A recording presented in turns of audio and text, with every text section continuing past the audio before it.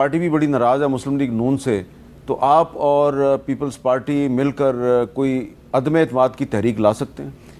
मीर साहब, ये बात तो दुरुस्त है कि हुकूमत के पास पहले दिन से कोई मैंडेट भी नहीं था और उनका वो भी नहीं था, एतमाद भी नहीं हासिल कर सके थे लोगों का। लेकिन इस स्टेटमेंट के बाद तो ऑब्वियसली खो चुके हैं ये सारा कुछ। लेकिन पाकिस्तान पीपल्स पार्टी और PMLN एक दूसरे के इंटरेस्ट को प्रोटेक्ट करते हैं। इनको जजेस में हिस्सा नहीं मिलता तो समरी रोक लो, सीटें नहीं मिलती तो धांधली का इल्ज़ाम लगा दो। ऐसा नहीं हुआ करता।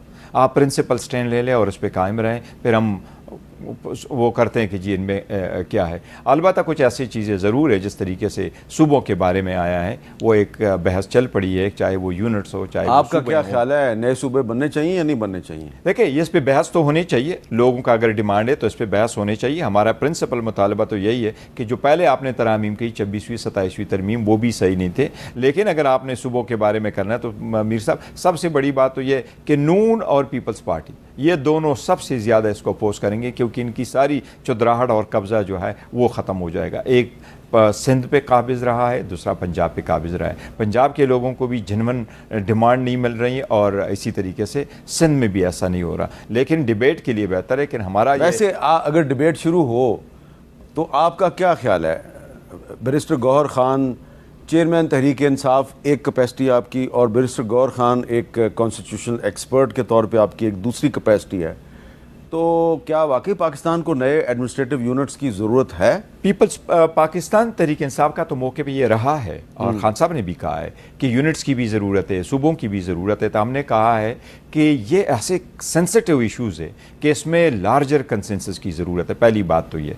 और अगर हमने कुछ करना हुआ तो एक तो ये कि अगर आप सूबे के बाउंड्रीज चेंज कर रहे हैं तो आपको 2/3 मेजॉरिटी उस सूबे का भी चाहिए। चाहे KPK में हज़ारा सूबा भी बने फिर भी 2/3 मेजॉरिटी से होगा, और अगर पंजाब में कोई और डिवाइड होगा तो फिर भी 2/3 मेजॉरिटी होगा। हम तो अगर कुछ करेंगे तो खान साहब के मशवरे के बगैर तो नहीं करेंगे। अगर हमारे एक्सेस वगैरह रिस्टोर हो जाता है और उनसे हम बातचीत की तरफ चल पड़ते हैं, फिर देखेंगे कि आगे क्या सूरत हाल बनती है। इमरान खान साहब के साथ जो मुलाकात नहीं हो पा रही आपकी, काफ़ी अरसा ही हो गया है, 295 दिन हो गए कि मुलाकात हमारी नहीं। तो अगर 300 दिनों के बाद आपकी मुलाकात हो जाए तो बहुत सी चीज़ें आप डिस्कस करेंगे खान साहब के साथ, तो नए सूबों का मामला भी डिस्कस करेंगे? देखिए, डिस्कशन तो सारी चीज़ें, सबसे बारी पार्टी की चीज़ें डिस्कस करेंगे, उनके हेल्थ के बारे में हमारा कंसर्न है, सारी चीज़ें डिस्कस करेंगे। ये भी ऑब्वियसली खान साहब जब भी मुलाकात पहले हमारी होती थी तो खान साहब का हमेशा से कंसर्न पाकिस्तान के मसाइल, मईशत, लोग, ये सारी चीज़ें ज़रूर डिस्कस किया करते थे। तो मुझे याद है खान साहब किसी ज़माने में एडमिनिस्ट्रेटिव यूनिट्स की बात तो करते थे जी। तो अभी एडमिनिस्ट्रेटिव यूनिट्स की अगर आप हमायत करें और मुस्लिम लीग नून और पीपल्स पार्टी हमायत ना करे तो फिर कॉन्स्टिट्यूशनल अमेंडमेंट तो नहीं हो सकती? नहीं, कॉन्स्टिट्यूशनल अमेंडमेंट नहीं हो सकती फॉर रीज़न कि सूबों की भी आपको मेजॉरिटी चाहिए, और इवन अदरवाइज भी कॉन्स्टिट्यूशनल से बालातर होकर के ये एक अवामी और सियासी मसला है और बड़ा सेंसिटिव है। इस पे सारे लोगों का तो ऑन बोर्ड आना ज़रूरी है। जहाँ तक हमारा PTI का मौक़िफ़ है तो हम तो मौक़िफ़ तब देंगे जब खान साहब से मुलाकात होगी, अगर कोई ऐसी चीज़ चलती है। लेकिन प्राइमरीली हमने ये कहा है कि इस मज़ीद इस किस्म की लेजिस्लेशंस और अमेंडमेंट एक पार्लियामान ना करे। अच्छा, मोहसिन नकवी साहब का एक तो बयान वो है ना जिस पे कल आप लोगों ने जलसे में इज़हार ख्याल किया, उसके बाद उन्होंने एक और बयान दिया है उसमें उन्होंने क्या कहा, ज़रा वो भी सुन लें। लोगों की बड़ी ख्वाहिश है और रहेगी कि किसी भी तरीके से मेरे और उनके ताल्लुकात खराब हो जाए, लेकिन हुकूमत का मुस्तकबिल बिल्कुल 5 साल पूरे करेंगे। शहबाज साहब 5 साल प्राइम मिनिस्टर रहेंगे, कि जो मर्जी कर लें, बयान में से जो मर्जी निकाल लें, सारा कुछ कर लें, लेकिन वो इंशाल्लाह ताला 5 साल वज़ीर आज़म अपना टाइम पूरा करेंगे। तो मोहसिन नकवी साहब ने कहा है कि जो मर्जी कोई कर ले, शहबाज शरीफ साहब 5 साल पूरे करेंगे। अब आप क्या कहते हैं? मेरा नहीं ख्याल कि इवन शहबाज शरीफ साहब का ख्याल है कि वो 5 साल पूरा करेंगे। अच्छा, ये उन्होंने उसके लिए कहा, मेरा ख्याल है वो भी ऐसा नहीं सोचते। और जब आपके पास अवामी सपोर्ट वगैरह ख़त्म हो जाता है, जो इनके पास कभी भी नहीं, मुझे बहुत मुश्किल लग रहा है। और क्यों मुश्किल लग रहा है? ये आलमोस्ट इम्पॉसिबल लग रहा है मुझे। क्यों इम्पॉसिबल लग रहा है? देखिए जी मीर साहब, इस वक्त हालात देखें, जब से रिजीम चेंज हो गया है, अगर किसी को कोई 1% भी कोई लिहाज होता तो वो खुद आके आगे बढ़ता बरतानिया के वज़ीर आज़म के साथ और वो कहता है आई हैव टू गो।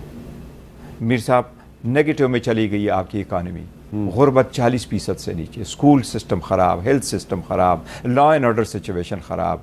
आपकी जितनी भी आप लॉ एंड ऑर्डर सिचुएशन आज से 4 साल पहले ऐसे नहीं थी जिस तरह आज की सिचुएशन है, चाहे वो आप KPK ले लें, चाहे आप बलूचिस्तान ले लें। जबकि हमने तो हमेशा से कहा है कि दहशतगर्दी के ख़िलाफ़ एक ज़बान होकर के सारे लड़े, बट इनकी कैपेसिटी नहीं, ये डिलीवर नहीं कर सके। इनको हर किस्म का सपोर्ट मिला, लेकिन उस सपोर्ट के बावजूद ये डिलीवर नहीं कर सके। ये कोई ऐसा इकदाम नहीं कर सके जो आम पाकिस्तानी समझे कि उनको कोई रिलीफ मिला। और सबसे बड़ी बात, इन्होंने 2 तरामीम कर ली, जजेस लेके आए। मीर साहब 26वीं तरमीम से पहले सिर्फ 90 जजेस थे हाई कोर्टों में, और 26वीं तरमीम के बाद इन्होंने एडिशनल 93 जज को अपॉइंट कर लिया। लेकिन लोगों का अदलिया पर इत्मीनान ख़त्म हो गया, इंसाफ नाफेद हो गया।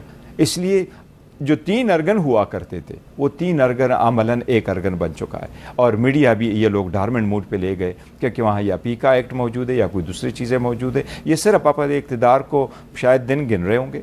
अच्छा, अब आखिर में ये बताएं कि हमने देखा है कि जो अपोजिशन की मुख्तलिफ पार्टीज़ हैं वो उन्होंने जब एहतजाज करना होता है तो हर पार्टी अलग-अलग एहतजाज का ऐलान कर देती है। अभी पिछले दिनों JUI ने भी एक अलग एहतजाज का ऐलान किया, और आपने भी एक अलग एहतजाज का ऐलान किया 5 अगस्त को। अब जमात इस्लामी कह रही है जी हम 7 अगस्त को पूरे पाकिस्तान की सड़कें ब्लॉक कर देंगे।